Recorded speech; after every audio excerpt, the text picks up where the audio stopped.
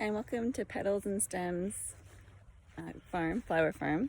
And today we are going to be gathering some poppy seeds, poppy seed pods. So it's early June. Poppies are still blooming, but they are also rapidly going to seed. And so we're going to spend a little time today assessing, there's a bunny, what stage a lot of the seed pods are in, if we want to pick some today, or leave them on the plant to dry out. But as I'm looking, I already see some really happy and healthy seed pods. So we're going to go through and just kind of talk about what we're looking for. And then we're going to let them dry out back at the shop and then come back in a few weeks and talk about what we do with them. So let me show you what I'm looking for today.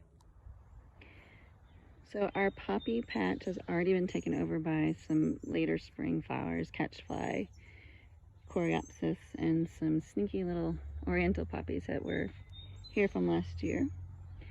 So if you look in here, we have some remnants of California poppy, and that's what we're looking at today. Now I am gathering seed merely to package up, sell, and then to have as a seed for next year as well. So I'm not doing this for any kind of consumption or homeopathic or medicinal uses. So as I'm looking at the plant, you can see that some flowers are in a still blooming place. This little soft pink tip here is a flower that's come and gone, and that will turn into a seed pod. And then we have these lovely, almost like okra looking like things that are the ultimate seed pod. So when I come out to gather my poppy seeds, the biggest thing, and you should get really good at or used to doing as a flower farmer or grower, is feeling things. So a seed pod that's probably ready to get plucked off and go to dry is fairly hard, has some ridges on it, and as you can see at the base of the pod is starting to dry out. You could definitely leave this on the plant if you want to, if you're just a casual flower grower, and it will probably reseed itself if that's what you want. They might take over a little bit.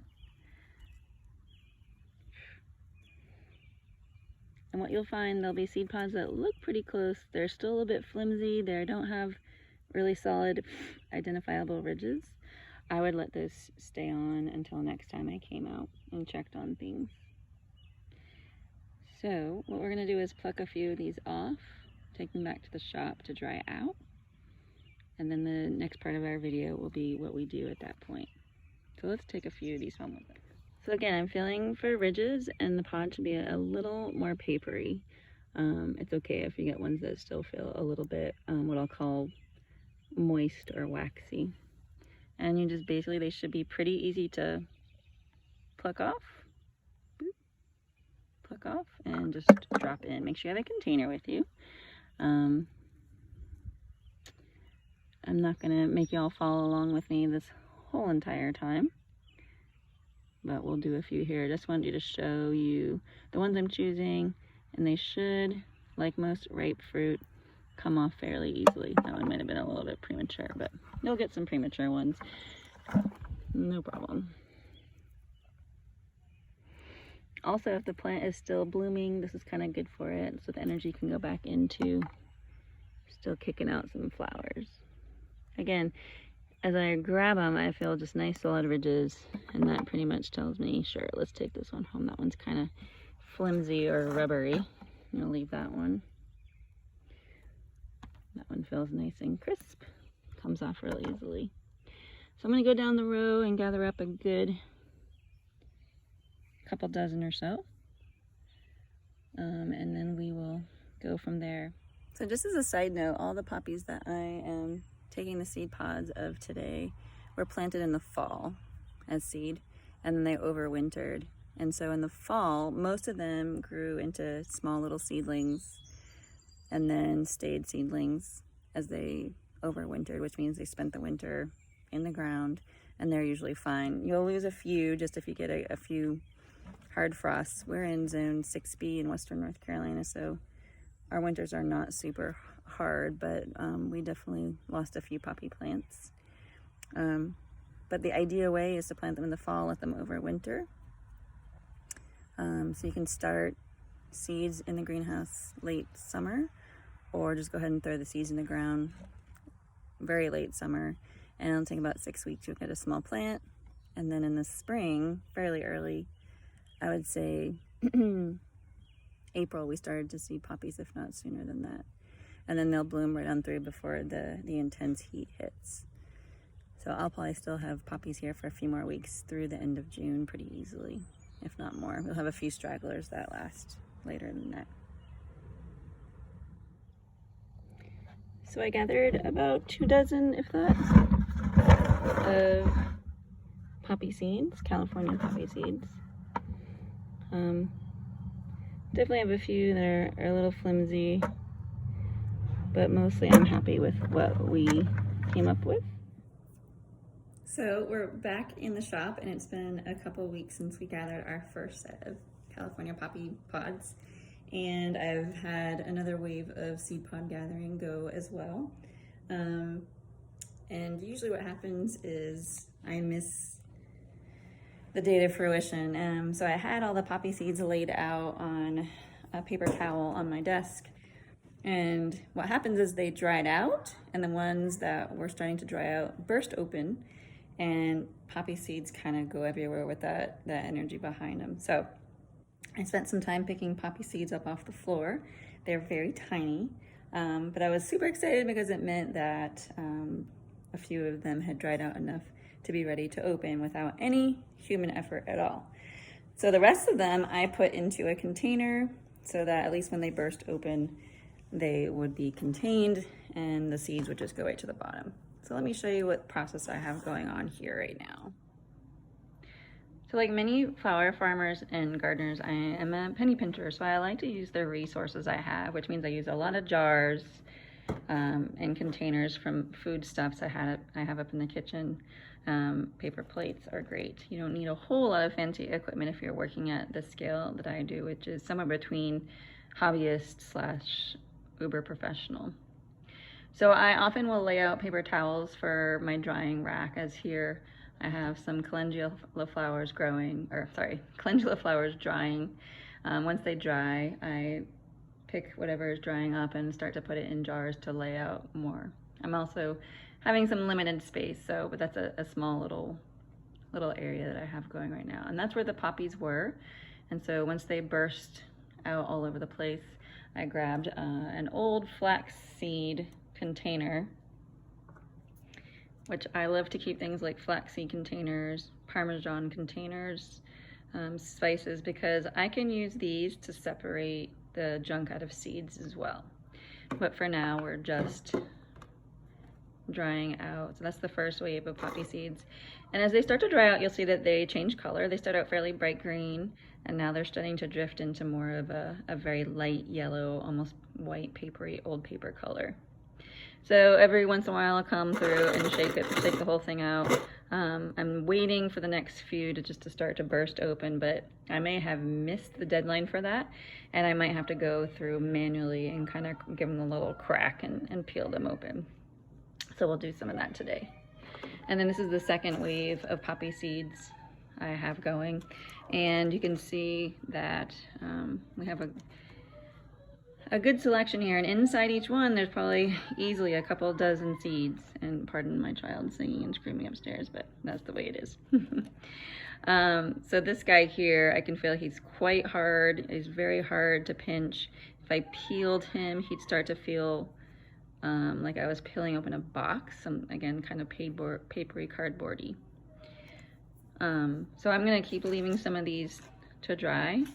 In my house, we have a little bit of AC going, so it's not the most humid environment, and that's good. They're in a cool kind of dark or dim place, and I just leave them in a place where they won't be disturbed by household things or things in the shop. So let's kind of take a look at how we could manually accelerate this process if we're feeling a little bit impatient. Great, so we have our pods here. And what I'm gonna do is just basically kind of work this open. This is a very dry one from the first batch. And it has a crack to it, so it's very dry. I'm just gonna kind of start thumbnailing my way into it. And I'm just gonna peel it open, and it will start to come on its own. See, once I start to crack into it, it starts to crack and peel away. Now you wanna definitely have something underneath you because those are the seeds and they're gonna start to fall out. And you'll see that they sit right there like a happy little home in their little boat. And then what I'll do is you can do this right into a jar. As I'll just use my fingers and just kind of scrape them right out there. Okay, and you'll get most of them pretty easily. And then you can just work and dig a few more out. So as I'm looking through this, there's some things in there that might make a plant, but I'm not really gonna worry about it. I'm just gonna scrape out the rest of the pod, and that goes into the compost. But what I'm looking for is this little black seed here. Let's get a few more here. If you open these when the seed is still green or the pod is still green, these might be green and they might be wet. You want to harvest them when they are dried out seeds and they are a good color black. And size wise, I'm pretty happy with these sizes. So when I harvest the pods, I'm definitely looking for pods that are on the bigger side. As they dry out, they shrivel up a decent amount. So a pod, you know, if I place it in my hand, is about the size of the palm of my hand. As it dries out, it will get a little skinnier and a little smaller. And most likely, if the pod starts out about the size of my fingers or more, it'll have a healthy seed and will produce a healthy, bigger plant, which will produce a healthy, bigger flower. Okay, so I just keep dumping those into a little jar. And just know that you can take a look at both sides. Again, those might make plants, so I'll just go ahead and take a few of those. So let's do one more. It's not the most scientific way of doing this. I'm sure there are plenty of videos out there that offer you a much more efficient scientific way. But for, again, the casual flower farmer, flower grower, this works perfectly well. Again, hopefully nature will take over when I put these back in the container and they'll pop open all on their own. You throw the pot away and you're left with just the seed that you can pour into a container. So as I'm playing with this, it's kind of what I would call chewy. It's still kind of pliable. So I'm not gonna force this one open just yet. Sometimes the eye is deceiving. This one has a little crack to it, and when I do that, you can see the seed falls out. So I'm gonna go ahead, I'm gonna bring my little container right over and just do it right into the container. You could try leaving the pods out in a sunny place for a week if you're not worried about rain or things washing away or getting stolen by critters. Sometimes the sun is your best companion when it comes just to drying out seed pods. And I also recommend leaving the pods on the plant as long as you're willing to, because again, the heat of the sun, as you can see me struggling here, I'll just do it on the plate. The heat of the sun is a much better, drier outer. You just risk losing some to the earth if you're trying to gather. So those are the choices you make. So here we are. I got a lovely, happy pod full of seeds. You take that, dump it right into the container there. You could do this right into the plate, and I find that funnels and, like I said, the flax or a Parmesan shaker make really fair friends for then dumping these into the container if you do it into a paper plate. So that's the very unscientific way of gathering some California poppy seeds. I'm gonna keep these in a cool, dry place, aka just around my desk and shop. I'll probably have a few more waves of seeds come through. And then as time comes, I will separate them out into craft paper packages, into little envelopes. and then I will stamp them up with the Petals and Stems Flower Farm stamp. And then as orders come in from Etsy and my family and friends and neighbors, they will get mailed out. So thanks for joining us for this episode of Harvesting California Poppy Seeds. It's always a fun experience and I always learn something new.